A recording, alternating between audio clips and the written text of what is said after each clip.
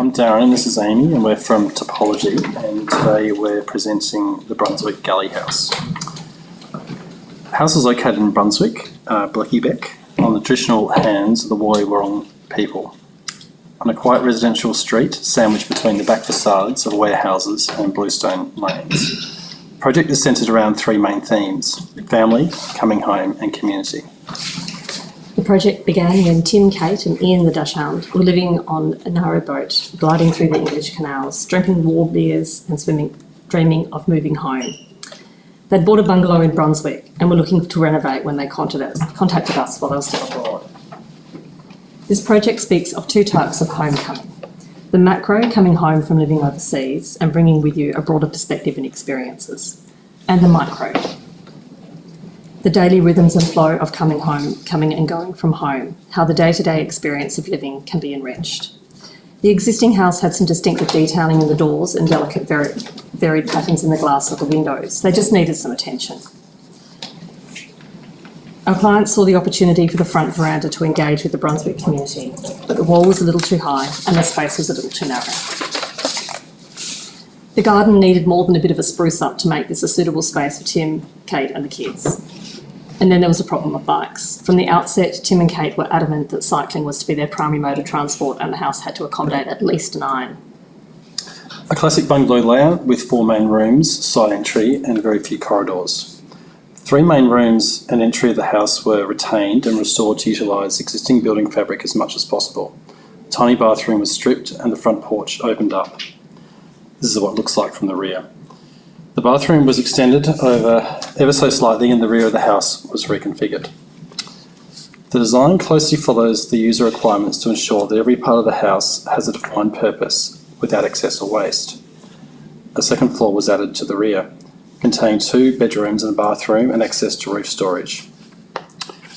The hard western existing boundary and neighbouring windows to the east suggested an asymmetrical form.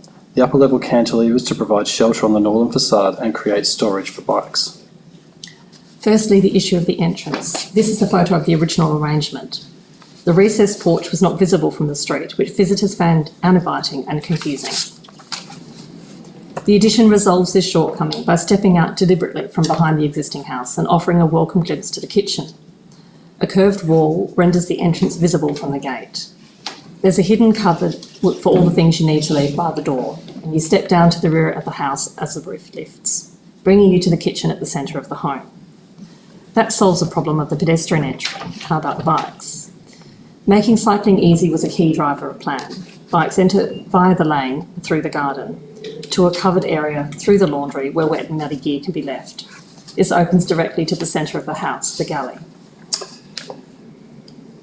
The conceptual inspiration for the galley kitchen was drawn from aspects of life on board the narrowboat, combined with seemingly contradictory requirements to host meals for an extended family of 12. Tim and Kate loved that every aspect of their boat was highly considered and every single space utilised. The galley is reminiscent of a canal boat's proportions, long and narrow. Just as you step down to the hull of the boat, the steps to the addition emphasise the verticality of the galley, defined by double height space. Light enters the high volume from 2 directions, casting light shards that mark time. One end of the galley contains the wash-up, the middle is the kitchen proper, bleeding into a space for records and turntables, Sunday morning tunes over breakfast. Black butt joinery folds into a seat and the play space faces the dining room, where a curved timber wall holds objects and embraces family dinners. We recognise the opportunity to engage with the neighbourhood with the living room located at the front. The graduation between private and community engagement zones are subtle and vary in their degree of enclosure from the front gate to the back of the house. Tim and Kate loved the community they were part of when they lived on board the narrowboat, pulling up alongside someone else and sharing a cup of coffee with them.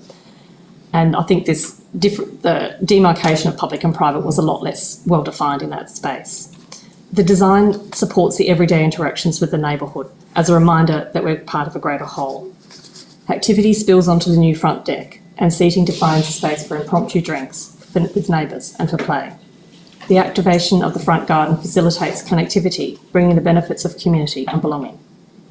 A new canopy restores the bungalow aesthetic and offers shelter and support for a tyre swing made by Tim's dad. An access now cuts through the house. The children can hear the sounds of the neighbour's gate and run out and say hello.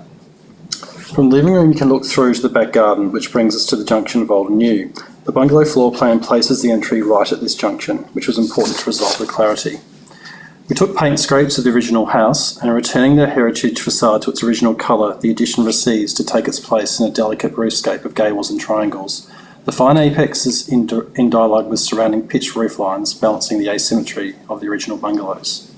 There are some details on the existing house, including this awning bracket with battens and slots that led to new details, and balustrades that make patterns with light. The original doors were matched with new joinery, while a screen indicates that upstairs is private. This is the best kind of screen time. Tim and Kate love that every millimetre of the house and garden is utilised, and some things have multiple uses, and kids are great at finding these. The joinery in this room is made by local craftsmen. It's currently a walk-in robe and baby change, but doubles as guest room with a fold-down bed. Pockets of saturated colour are contained in the bathrooms and kitchen.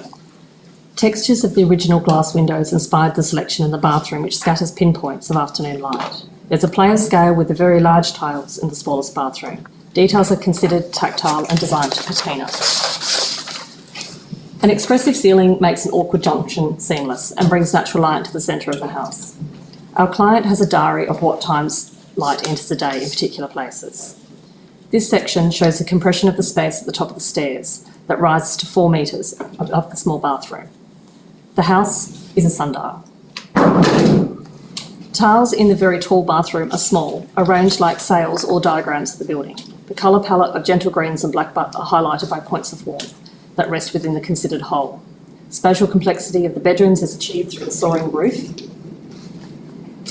Tall north windows to the bedrooms are protected by shutters in summer, also addressing privacy. A small space off a bedroom folds the plan back in on itself and looks over the double height space back into the gallery, playing with proximities being close but apart.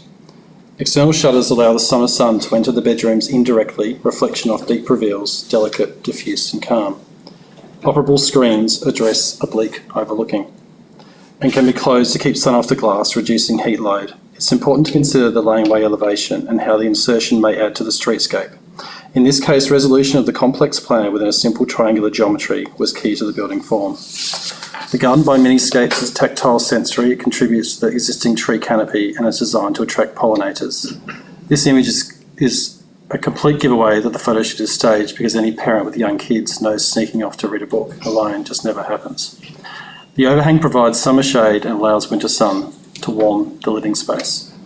And the bathroom window looks over treetops back to the warehouse opposite. Thank you for listening.